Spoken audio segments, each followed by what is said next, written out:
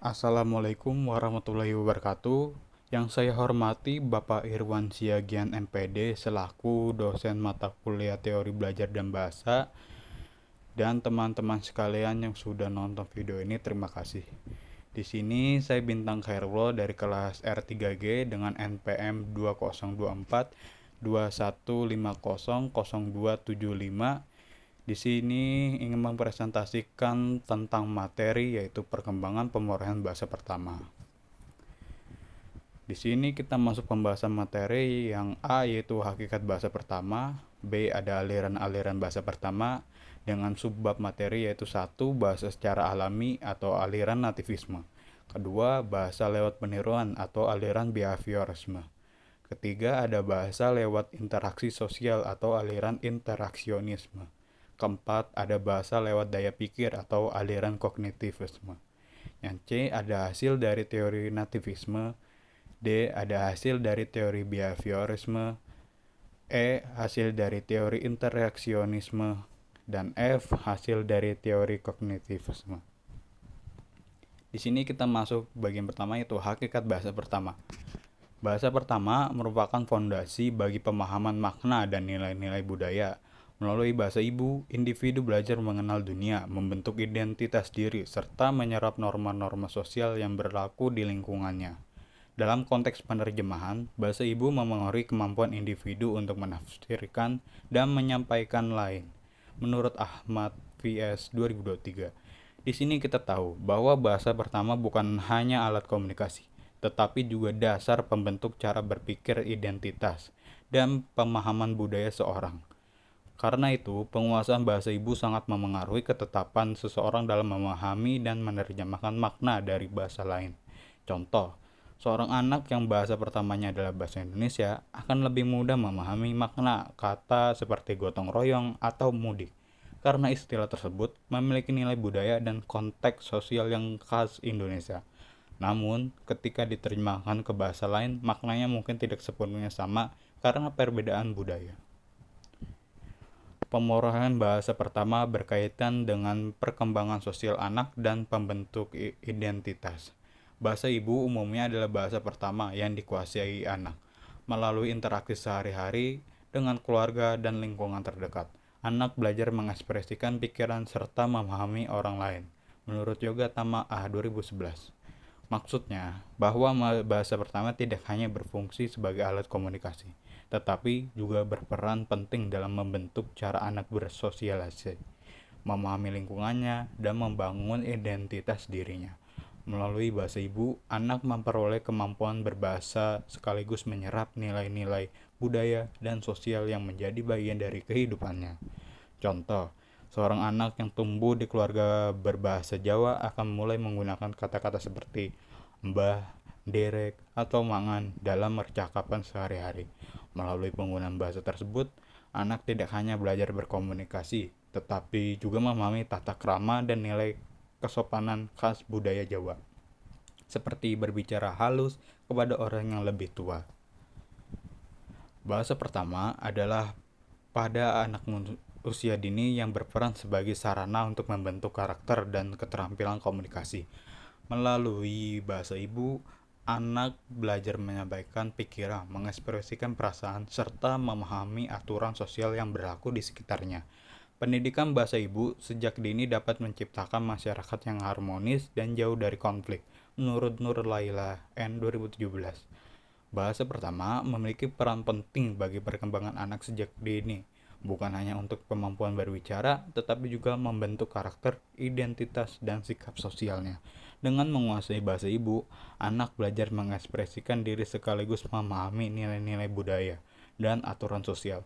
Hal ini dapat pada akhirnya membantu menciptakan masyarakat yang lebih rukun, penuh empati, dan mampu hidup berdampingan secara harmonis. Contoh, seorang anak yang sejak kecil dibiasakan menggunakan bahasa Indonesia belajar mengucapkan kata tolong, maaf, dan terima kasih dalam berbagai situasi.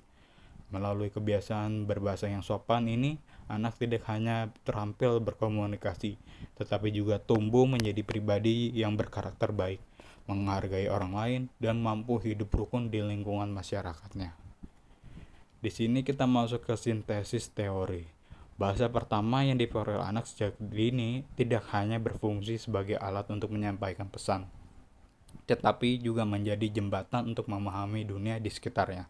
Melalui bahasa, anak belajar membangun hubungan sosial, mengenali norma yang berlaku, dan mengembangkan cara berpikir. Oleh karena itu, pemerolehan bahasa ibu secara alami melalui interaksi harian berperan besar dalam membentuk pola pikir, karakter sosial, dan kesiapan anak menghadapi pembelajaran bahasa lain di masa depan. Kita masuk ke bagian aliran-aliran bahasa pertama. Aliran bahasa pertama terdiri dari 3 bagian utama. Yang pertama ada bahasa secara alami, yaitu aliran nativisme. Kedua ada bahasa lewat peniruan, yaitu aliran behaviorisme. Ketiga, bahasa lewat interaksi sosial, yaitu aliran interaksionisme. Keempat, bahasa lewat daya pikir, yaitu aliran kognitivisme. Bagian pertama yaitu bahasa secara alami, yaitu nativisme. Nativisme menekankan adanya kemampuan bawaan sehingga bayi mampu mempelajari salah satu dari banyak bahasa di dunia. Menurut pandangan ini, setiap anak dilahirkan dengan perangkat khusus dalam otaknya yang disebut Lange Acquisition Device atau disingkat LAD, yang memungkinkan ia mengenali pola bahasa secara alami. Penekanannya terletak pada pemerolehan tata bahasa, sebab meskipun input dari lingkungan terbatas, anak tetap membangun aturan-aturan bahasa yang kompleks. Menurut Elvina A. 2020, kemampuan berbahasa pada anak bukan semata-mata hasil latihan atau pengalaman, melainkan sudah ada potensi bawaan sejak lahir.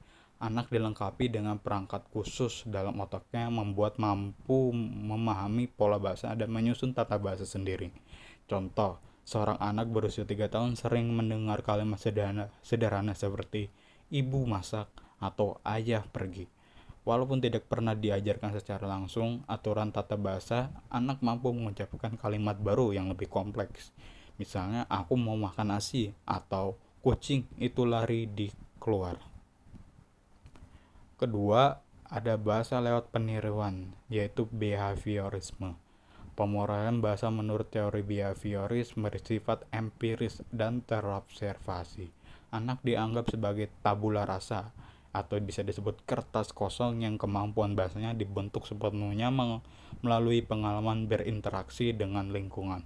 Peniruan dan penguatan menjadi mekanisme utama yang membentuk kebiasaan berbahasa, di mana anak meniru ucapan orang dewasa dan mendapatkan respon berupa pujian, koreksi, atau pengulangan, menurut Mudini M. 2016.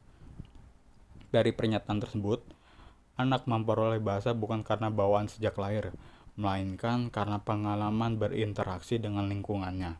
Dalam pandangan behavioris, anak belajar berbicara dengan cara meniru ucapan orang di sekitarnya, dan kebiasaan itu terbentuk karena adanya penguatan berupa pujian, koreksi, atau respon positif dari orang lain.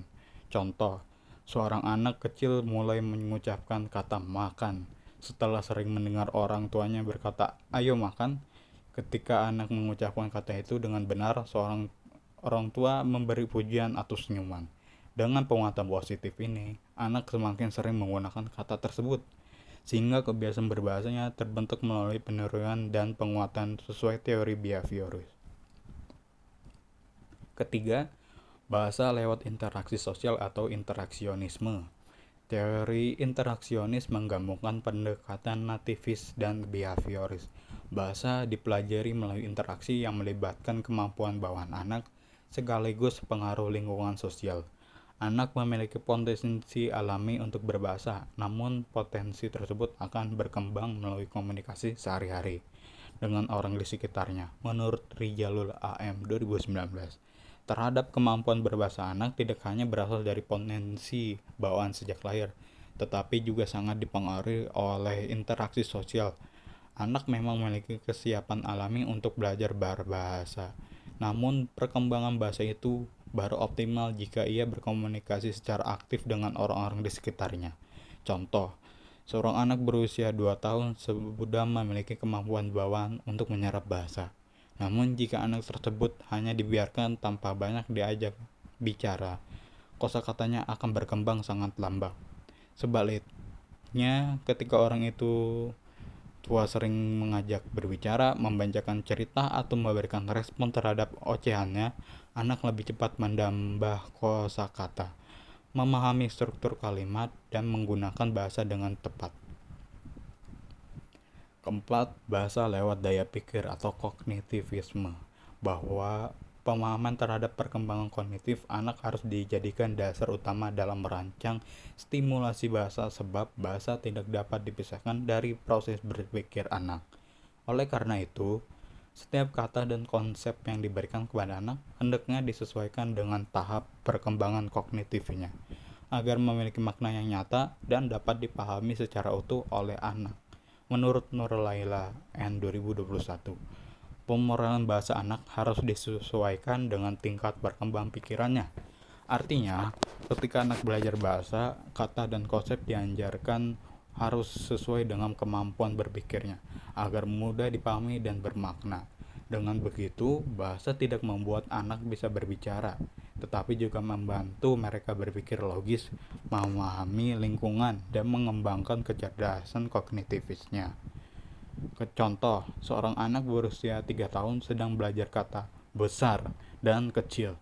Guru atau orang tua memberikan benda nyata, seperti bola besar dan bola kecil, sambil mengatakan ini bola besar, ini bola kecil.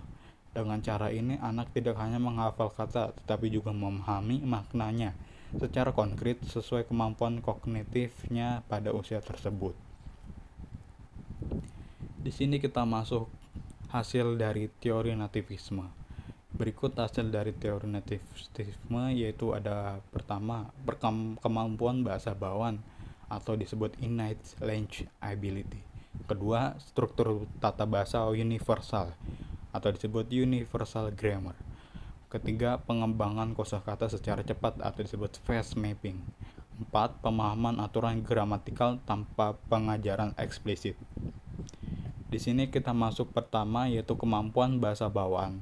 Kemampuan bahasa bawaan merujuk pada ide bahwa manusia dilahirkan dengan kapasitas biologis untuk memperoleh bahasa, yaitu suatu perangkat kognitif yang memudahkan anak membentuk konsep tata bahasa meskipun input linguistik di lingkungan yang tidak sempurna. Menurut Sundari W. 2018, kemampuan bahasa bawaan berarti manusia sejak lahir sudah memiliki potensi alami dalam otaknya untuk memahami dan mempelajari bahasa. Kemampuan ini membuat anak mampu menangkap pola, membangun aturan tata bahasa, dan mulai berkomunikasi meskipun contoh bahasa yang ia dengar dari lingkungan tidak selalu lengkap atau sempurna. Contoh, seorang anak kecil dapat mulai berbicara dengan susunan kalimat yang benar meskipun orang dewasa di sekitarnya tidak selalu memberikan contoh bahasa yang lengkap. Misalnya, anak dapat memahami aturan subjek predikat atau menambahkan akhiran kata dengan benar tanpa pernah diajarkan secara langsung. Hal ini menunjukkan bahwa otak anak memiliki kemampuan alami untuk menangkap dan membangun aturan bahasa sendiri. Bagian 2, yaitu struktur tata bahasa universal. Tata bahasa universal atau disebut universal grammar atau disingkat UG adalah gagasan bahwa semua bahasa manusia berbagi seperangkat prinsip kognitif dalam otak manusia. Artinya, meskipun bahasa berbeda-beda, terdapat struktur fundamental yang sama di balik semua bahasa, menurut Taufikur Rahman, F. 2023. Pernyataan tersebut berarti bahwa walaupun setiap bahasa di dunia memiliki aturan dan bentuk yang berbeda, sebenarnya terdapat pola dasar atau aturan umum yang sama yang dimiliki oleh semua bahasa. Pola dasar ini berasal dari kemampuan kognitif manusia, sehingga struktur bahasa apapun yang dipelajari tetap mengikuti prinsip-prinsip universal yang sudah ada dalam pikiran atau otak manusia. Contoh, misalnya semua bahasa dunia baik Indonesia, Jepang, ataupun Arab yang sama-sama memiliki cara untuk menunjukkan siapa yang melakukan apa, subjek dan predikat, meskipun bentuk dan aturannya berbeda. Hal ini menunjukkan bahwa setiap bahasa dibangun di atas prinsip dasar yang sama, karena manusia memiliki pola berpikir universal dalam menyusun makna dan kalimat. Masuk bagian 3 yaitu pengembangan kosakata secara cepat. Pengembangan kosakata secara cepat merujuk pada kemampuan anak untuk menambah jumlah kata baru dengan sangat pesat dalam waktu singkat, terutama pada usia 18 bulan sehingga 3 tahun. Perkembangan ini terjadi karena otak anak memiliki kesiapan kognitif untuk memeratakan bunyi dengan makna, sehingga satu kata baru dapat dipelajari hanya dari sedikit paparan. Menurut Rahmawati F. 2015, hal tersebut berarti bahwa anak kecil mampu belajar dan memahami kata baru dengan sangat cepat, karena otaknya sudah siap untuk mengenali bunyi dan langsung menghubungkannya dengan makna. Dengan hanya mendengar kata sekali atau beberapa kali saja, anak sudah dapat menangkap arti dan mulai menggunakannya. Contoh, seorang anak berusia 2 tahun mendengar kata baru seperti kucing hanya sekali ketika orang tuanya menunjuk hewan tersebut. Setelah itu, anak langsung memahami bahwa bunyi kucing merujuk pada hewan berbulu itu dan mulai menggunakannya dalam percakapan, meskipun ia tidak mendapatkan penjelasan panjang atau pengulangan berkali-kali. Masuk ke bagian 4 yaitu pemahaman aturan gramatikal tanpa pengajaran eksplisit. Aturan gramatikal merujuk pada kemampuan anak untuk memahami dan menggunakan aturan tata bahasa secara alami, tanpa harus diajarkan secara langsung. Sejak lahir, anak sudah memiliki kapasitas kognitif untuk menangkap pola bahasa dari lingkungan sekitarnya. Menurut Susanto A. 2011, anak dapat memahami cara menyusun kalimat dan menggunakan bahasa dengan benar tanpa perlu dijelaskan aturan tata bahasanya. Anak cukup mendengar bahasa dari orang-orang di sekitarnya, lalu otak secara otomatis mengenali pola kata dan struktur kalimat hingga ia mampu berbicara dengan tata bahasa yang tepat. Contoh, seorang anak yang tidak pernah diajari aturan seperti kalimat harus ada subjek dan predikat, tetap dapat mengatakan kalimat seperti adik makan roti. Anak mampu mengucapkan dengan struktur yang benar karena ia menangkap pola dan ucapan orang-orang di sekitarnya, bukan karena diajarkan aturan tata bahasanya secara formal. Di sini masuk D, yaitu hasil dari teori behaviorisme. Berikut hasil dari teori behaviorisme. Yang pertama yaitu pembentukan kebiasaan berbahasa melalui pengulangan. Kedua, kemampuan meniru ucapan orang dewasa. Ketiga, penguasaan kosakata secara bertahap. Keempat, ada perilaku bahasa yang dikontrol oleh stimulus dan respon. Ini masuk bagian pertama yaitu pembentukan kebiasaan berbahasa melalui pengulangan. Pada gagasan behavioristik bahwa kebiasaan berbahasa terbentuk melalui proses pengulangan, imitasi, dan penguatan. Dalam perspektif ini, anak atau pembelajaran awalnya menirukan bentuk-bentuk ujaran yang dihadirkan oleh lingkungan. Menurut Nur Laila N. 2021, anak belajar bahasa dengan cara meniru ujaran ia yang dengar dari lingkungan, lalu pengulangan dan merespon dengan penguatan dari orang sekitar yang membuat bentuk bahasa itu menjadi kebiasaan. Dengan kata lain, bahasa dipelajari melalui proses meniru diperkuat, sehingga lama-kelamaan anak otomatis terbiasa menggunakan pola bahasa tersebut. Contoh, seorang anak sering mendengar orang tuanya mengatakan ini mama atau ini bola. Anak kemudian menirukan ucapan tersebut. Meskipun awalnya belum jelas, ketika ia mengulang dengan benar, orang tua memberikan pujian atau senyuman, karena sering mendengar, meniru, dan mendapat penguatan positif. Lambat laun anak terbiasa menggunakan kata dan kalimat itu dengan benar. Kedua, yaitu kemampuan meniru ucapan orang dewasa. Pada tahap awal pemrograman bahasa, anak menangkap bunyi-bunyi dari lingkungan terdekatnya, kemudian menirukannya meski belum sempurna. Proses imitasi ini diperkuat kepekaan fonologis sehingga anak perlahan mampu menghasilkan bunyi yang mirip dengan ucapan orang dewasa. Menurut Fitriyah I. 2017, pada tahap awal belajar bahasa, anak mendengar berbagai suara atau kata dari orang di sekitarnya. Anak kemudian mencoba menirukan suara-suara itu. Walaupun hasilnya belum jelas atau belum tepat, dengan terus meniru, kemampuan anak mengenali dan membedakan bunyi bahasa, yaitu disebut fonologi, yang menjadi semakin baik. Contoh, seorang anak sering mendengar orang dewasa mengatakan kata makan. Pada awalnya ia hanya bisa menirukan sebagai mama. Meskipun belum tepat, anak terus mencoba menirukan setiap kali mendengar kata itu yang diucapkan. Karena proses meniru ini terjadi berulang-ulang. Bagian ketiga yaitu penguasaan kosakata secara bertahap. Penguasaan kosakata oleh anak berkembang melalui proses bertahap dengan dipengaruhi oleh tingkat usia, pengalaman berbahasa, dan interaksi dengan orang dewasa. Anak pada awalnya hanya memahami kata-kata konkret yang sering ia dengar, kemudian perlahan beralih ke kosakata yang lebih abstrak. Menurut Hasanah N. 2020, maksud dari pernyataan tersebut adalah bahwa kemampuan anak dalam menguasai kosakata tidak muncul sekaligus, tetapi berkembang sedikit demi sedikit sesuai dengan pertumbuhan usianya dan pengalaman berbahasanya. Pada mulanya, anak hanya mampu memahami kata yang langsung berkaitan dengan benda atau hal yang bisa ia lihat dan alami secara langsung. Contoh, seiringnya anak mendengar berbagai kata dari orang dewasa, ia mula-mula memahami kata yang berkaitan dengan benda atau hal yang dapat ia lihat langsung.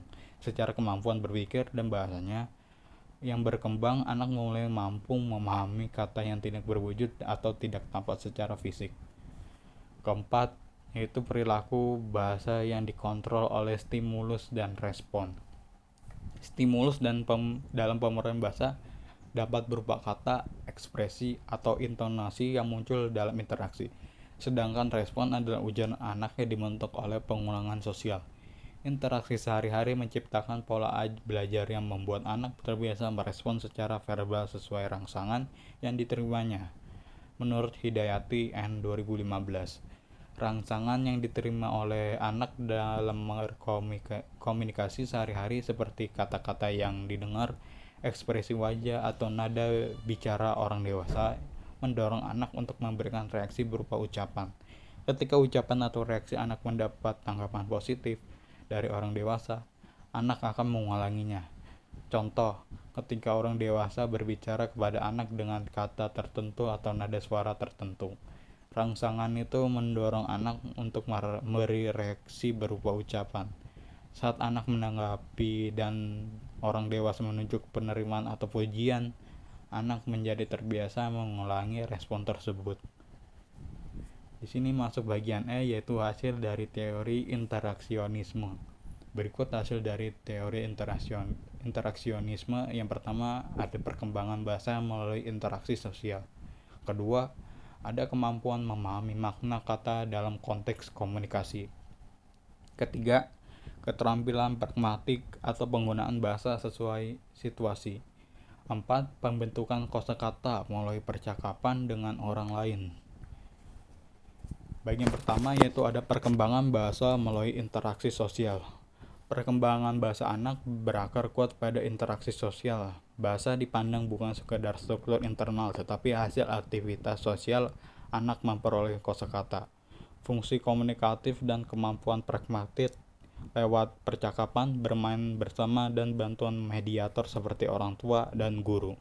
Menurut Mailinda A.T. 2022, anak belajar bahasa terutama melalui hubungan dan aktivitas sosialnya.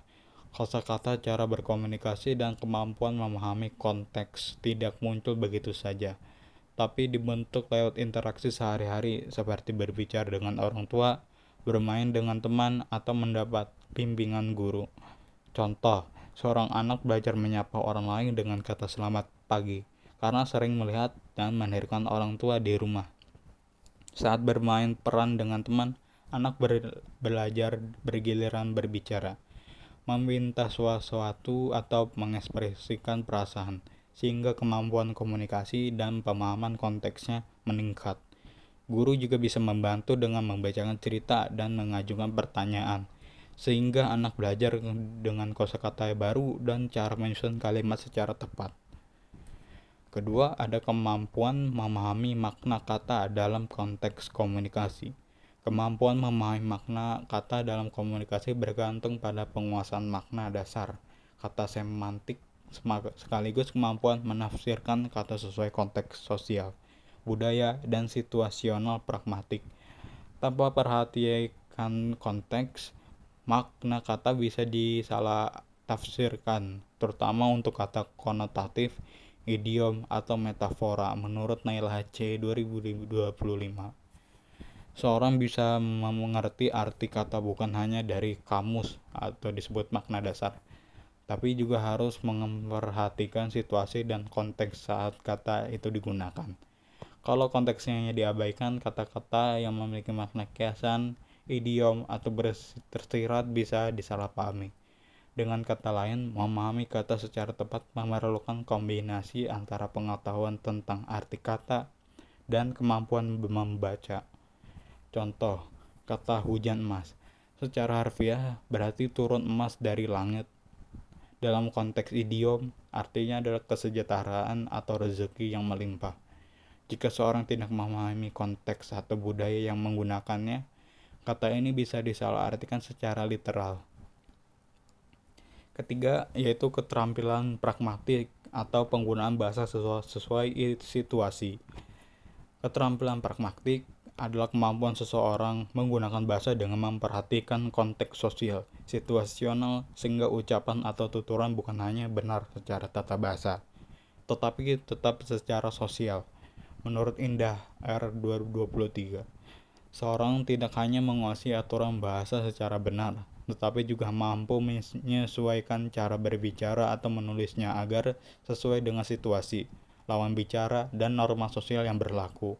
Dengan kata lain, keterampilan pragmatik menekankan penggunaan bahasa yang tepat secara sosial, bukan sekadar benar secara tata bahasa. Contoh, ketika berbicara dengan guru, seorang menggunakan bahasa yang lebih sopan dan formal.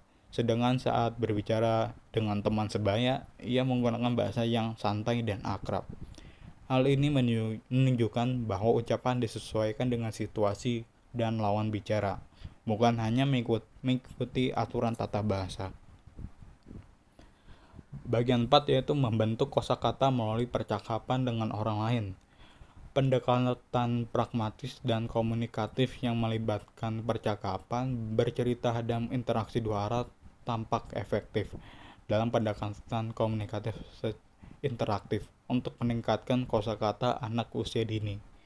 Interaksi verbal aktif bercakap-cakap, menceritakan gambar, bermain peran terbukti meningkatkan penguasaan kosakata pada anak-anak usia dini. Menurut Eko M 2016. Di sini anak-anak bisa menambah kosakata mereka secara efektif melalui kegiatan berbicara aktif, bercerita, dan bermain peran. Karena interaksi dua arah membentuk mereka lebih mudah memahami dan menggunakan kata-kata baru. Contoh, seorang guru meminta anak untuk menceritakan gambar yang mereka lihat. Lalu anak-anak saling bertanya dan menjawab tentang gambar tersebut. Selanjutnya mereka bermain peran, misalnya berpura menjadi dokter dan pasien, sambil menggunakan kosakata baru seperti suntik, obat, atau sakit. Dengan cara ini, anak-anak belajar kata-kata baru melalui percakapan aktif dan interaksi langsung dengan teman maupun guru. Kita masuk bagian F, yaitu hasil dari teori kognitivisme. Berikut dari hasil teori kognitivisme, yaitu pertama, pemahaman struktur bahasa melalui proses internal. Kedua, yaitu kemampuan mengorganisir dan menghubungkan konsep bahasa. Ketiga, mengembangkan kemampuan berpikir kritis melalui bahasa. Keempat, ada kemampuan memecahkan masalah menggunakan bahasa. Di sini kita masuk bagian pertama, yaitu pemahaman struktur bahasa melalui proses mental internal. Bahasa bukan sekedar sekumpulan kata atau pola yang dipelajari secara mekanis, tetapi merupakan manifestasi dari proses kognitif internal manusia, di mana otak secara aktif mengolah, menyusun, dan memahami struktur fonologi, morfologi, sintaksis, dan makna bahasa untuk menghasilkan pemahaman dan komunikasi. Menurut Putri MA 2020, bahasa dipahami dan digunakan karena otak secara aktif memproses, menghubungkan, dan menyusun informasi melalui dari bunyi, kata, hingga struktur kalimat dan makna, sehingga manusia bisa memahami pesan dan berkomunikasi, bukan sekedar menghafal atau kata yang merupakan sebuah aturan secara pasif. Contoh, ketika seseorang membaca kalimat anak itu sedang membaca buku di taman. Otak tidak hanya mengenali kata-kata secara terpisah. Otak secara aktif mengumpulkan kata-kata tersebut dengan aturan kata bahasa, yaitu struktur sintaksis. Arti setiap kata yaitu morfologi dan semantik dan urutannya sehingga orang itu langsung memahami bahwa ada seseorang anak yang sedang melakukan kegiatan membaca di tempat tertentu. Kedua, yaitu ada kemampuan mengorganisir dan menghubungkan konsep bahasa. Kemampuan bahasa sejati melibatkan kognisi aktif, di mana otak tidak hanya mengenali kata atau aturan secara terpisah, tetapi mampu menyusun, mengaitkan, dan mengintegrasikan berbagai elemen bahasa, sehingga menghasilkan pemahaman dan komunikasi yang koheren. Menurut Wahyudin A. 2024, bahasa dipahami dan digunakan bukan hanya dengan mengenal kata atau aturan tata bahasa secara terpisah, tetapi melalui proses berpikir aktif di otak yang menyautkan bunyi, arti kata, struktur kalimat, dan konteks, sehingga seseorang bisa memahami pesan secara utuh dan berbicara atau menulis dengan lancar serta koheren. Contoh, ketika seseorang membaca kalimat "Ibu memasak nasi goreng di dapur", otak tidak hanya mengenali kata-kata secara terpisah. Otak secara aktif mengaitkan bunyi kata, arti masing-masing kata, aturan kata sesuai aturan tata bahasa, dan konteks kalimat. Sehingga orang itu langsung memahami bahwa ibu sedang melakukan aktivitas memasak di dapur. Ketiga, yaitu ada pengembangan kemampuan berpikir kritis melalui bahasa. Bahasa berperan sebagai alat kognitif yang memungkinkan seseorang untuk menganalisis, mengevaluasi, dan menyusun informasi secara logis, sehingga berpikir kritis dapat berkembang melalui kegiatan membaca, menulis, berdiskusi, dan menganalisis teks. Menurut Fatria I 2023, bahasa tidak hanya untuk berkomunikasi, tetapi juga berfungsi sebagai alat berpikir. Dengan menggunakan bahasa, seseorang dapat memahami informasi, menilai kebenarannya, menghubungkannya ide, dan menyusun argumen. Aktivitas seperti membaca, menulis, berdiskusi, dan menganalisis teks. Contoh, seorang siswa membaca artikel tentang perubahan iklim, lalu menggunakan bahasa untuk memahami, menilai fakta, dan menyusun kesimpulan. Saat berdiskusi atau menulis, kemampuan berpikir kritisnya semakin terlatih. Keempat, kemampuan memecahkan masalah menggunakan bahasa. Bahasa berfungsi sebagai alat kognitif yang mampu seseorang menganalisis situasi, menyusun strategi, dan menyampaikan solusi secara sistematis, sehingga kemampuan berpikir logis dan pemecahan masalah dapat berkembang. Menurut Fitriyah I 2024, bahasa tidak hanya untuk berkomunikasi, tetapi juga berperan sebagai alat berpikir. Dengan menggunakan bahasa, seseorang bisa memahami masalah, merencanakan dengan langkah-langkah penyelesaian, dan menjelaskan solusi dengan jelas, sehingga kemampuan berpikir logis dan menyelesaikan masalah menjadi lebih terlatih. Contoh, ketika seorang siswa menghadapi soal matematika cerita, ia menggunakan bahasa untuk memahami masalah, menentukan langkah-langkah yang harus dilakukan, dan menulis jawaban atau menjelaskan solusinya. Dengan cara ini, kemampuan berpikir logis dan pemecahan masalahnya terlatih melalui proses berbahasa. Sekarang kita masuk ke dalam simpulan dari materi semuanya, yaitu bahasa pertama atau bahasa ibu berperan penting dalam membentuk identitas, karakter, serta keterampilan komunikasi anak. Karena melalui interaksi sehari-hari dengan keluarga dan lingkungan, anak belajar mengekspresikan diri, memahami orang lain, serta menyerap nilai dan norma sosial. Pemerolehan bahasa ini dapat dipahami melalui beberapa aliran, yakni nativisme yang menekankan kemampuan bawaan, behaviorisme yang menitik beratkan pada peniruan dan penguatan diri dari lingkungan, interaksionisme yang menggabungkan potensi alami dan interaksi sosial, serta kognitivisme yang mengaitkan bahasa dengan perkembangan daya pikir anak. Dengan demikian, bahasa pertama terbentuk dari panduan faktor bawaan, lingkungan, sosial, dan perkembangan kognitif yang bersama-sama menjadi dasar komunikasi dan identitas anak. Dan di sini ada daftar pustakanya, bisa teman-teman untuk melihat jurnalnya dengan ada linknya.